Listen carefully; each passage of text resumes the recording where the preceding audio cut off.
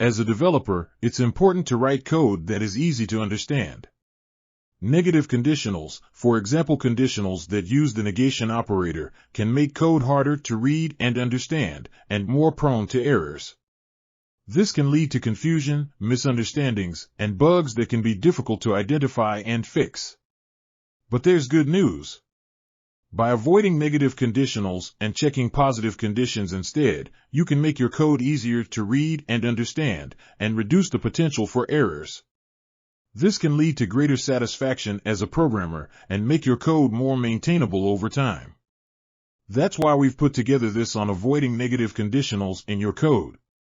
In this video, you'll learn the challenges of using negative conditionals and how to write better code by avoiding them whenever possible.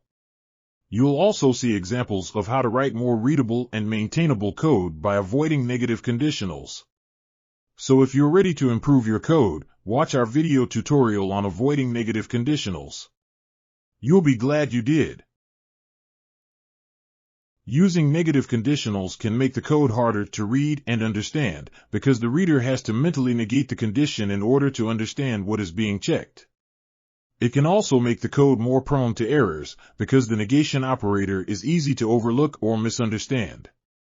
In contrast, it is better to check a positive condition, e.g. whether something is present. This makes the code easier to read and understand because the reader does not have to mentally negate the condition. It also reduces the potential for errors because the negation operator is not used.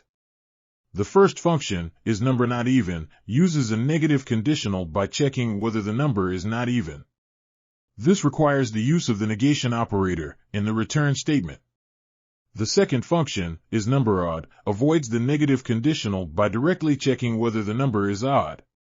This makes the code easier to read and understand because the reader does not have to mentally negate the condition.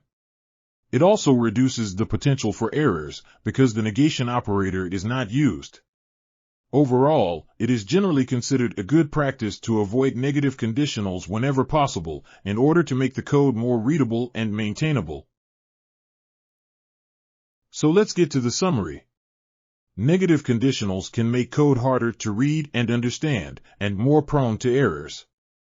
It is generally considered a good practice to avoid negative conditionals whenever possible, and instead check positive conditions. This can make code easier to read and understand, and reduce the potential for errors.